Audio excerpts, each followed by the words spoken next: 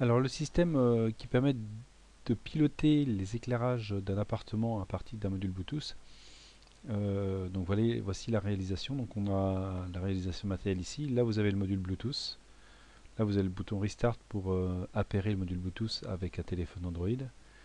Voyant de fonctionnement qui clignote pour dire que la carte est en fonctionnement. Voyant d'alimentation 5 volts et 12 volts. Et puis vous avez trois zones. Alors après on peut les multiplier. Les trois zones qui permettent de piloter.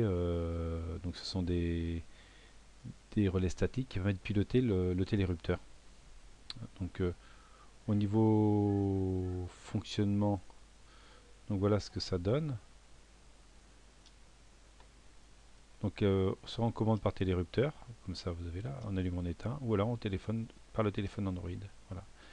Donc l'application que vous avez vue ici, c'est l'application qui a été développée par Mathieu Cadu et Florian Caillot en terminale. Donc c'est leur application Android. Donc sous app Inventor 2, donc vous avez l'environnement pour connecter le module Bluetooth, vous avez la zone 1, zone 2, zone 3, et puis un module de reconnaissance vocale pour piloter les télérupteurs en disant, en nommant les zones. Donc on voit que le label 4 par exemple c'est zone 1, label 5 c'est zone 2, label 6 c'est zone 3. Et puis vous avez les boutons, vous avez trois boutons, vous avez zone 1, zone 2, zone 3, bouton 1, bouton 2 et bouton 3. Puis au niveau des diagrammes des blocs, donc qu'est-ce que l'on a? Donc si on tape sur le bouton 1, on envoie A, c'est-à-dire une suite de A. Si on appuie sur le bouton 2, on envoie une suite de B, et sur le bouton 4, une suite de C. Donc c'est les trois boutons que vous avez au niveau de ici, zone 1, zone 2, bouton 1, bouton 2, bouton 4, et puis le dernier, qui est le bouton 3, qu'est-ce qu'il fait? Le bouton 3, c'est pour la reconnaissance vocale, speech reconnaissance. Et donc, pareil, si on appelle zone 1, on envoie A, zone 2, on envoie B, zone 3, on envoie C. Alors, c'est des caractères arbitraires. Après, comment c'est traité? Eh bien, au niveau du programme Flowcode qui est intégré au PIC, vous avez, donc là j'ai mis 2 secondes, mais en fait la durée c'est de 50 millisecondes.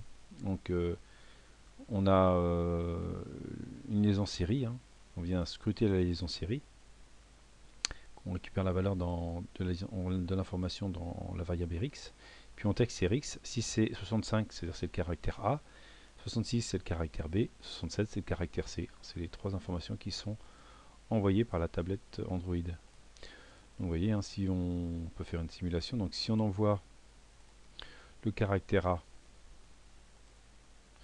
donc si on envoie A, on va allumer RA0 pendant 2 secondes. Si on envoie le caractère B,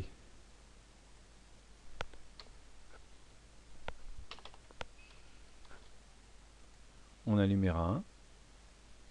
Et si on envoie le caractère C, on allume RA2. Donc en pratique, pour que ce soit rapide, donc ce sont les télérupteurs, la durée c'est pas 2 secondes, là j'étais pour que vous puissiez voir, c'est 50 millisecondes. Donc alors pourquoi 50 millisecondes? Parce que si on regarde ici, on en envoie 1, 2, 3, 4, 5, 6, 7, 8, 9, 10. Voilà, donc on en envoie 10, et donc ça veut dire que ça va faire 0,5 secondes. Donc bon, là on en envoie un peu beaucoup, mais bon, moins si on en rate un, au moins on a les autres. Donc vous voyez, ce qui est intéressant aussi, c'est que au niveau de la programmation Android, de la programmation Flowcode, on ne gère pas du tout le module Bluetooth, c'est une vulgaire liaison série. Le module Bluetooth, l'appairage, etc., c'est réalisé par le téléphone Android. On a en plus une interruption timer, qui est en fin de compte faire clignoter la LED B0. Voilà, c'est pour dire que le, la carte est en fonctionnement. Donc c'est la LED B0, c'est celle-ci. hein. Donc vous avez un témoin de fonctionnement de 12 volts, 5 volts, la LED B0 qui clignote, et les 3 LED à ce niveau-là. Alors au niveau du schéma, hein, si on reprend le schéma que j'ai présenté,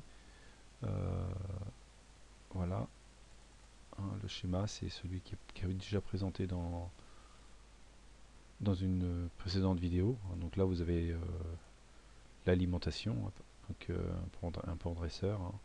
La LED D2 qui indique qu'on a du 12 volts, la LED D1 qui indique qu'on a du 5 volts.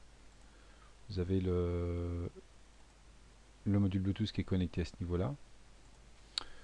Le microcontrôleur, hein, avec ses lignes de port pour piloter les relais qui pilotent les télérupteurs.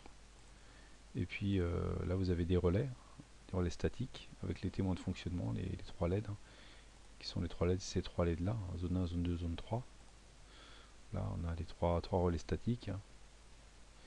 Et puis ces relais statiques sont connectés après sur le télérupteur. Bon, un ULN 2803, hein, pourquoi? Parce que un PIC ça fournit 20 mA et que le relais statique, je crois qu'il consomme 30 mA ou 40 mA, plus la LED de fonctionnement. Voilà, donc le programme Flowcode qui est implémenté dans le microcontrôleur via un PIC-Kit 2, un connecteur PIC-Kit 2. Et PIC-Kit 2, qu'est-ce qu'on peut voir d'autre? Les screens. Donc là c'est ce qui est présenté au niveau de l'application Android pour se connecter, déconnecter en Bluetooth, les 3 zones. Après si on balaye plus bas on a le speaker pour reconnaissance vocale des zones, zone 1, zone 2, zone 3. Voilà, ça c'est pour l'appairage avec le module HT05 pour le prendre. Voilà. Et puis là pour dire qu'il est associé avec le module HT05. Et là c'était réalisé avec une tablette Acer Iconia. Ça c'est le relais statique. Qu'est-ce qu'on peut regarder d'autre? Voilà, ça c'est l'image de la maquette, hein, dans un boîtier DIN.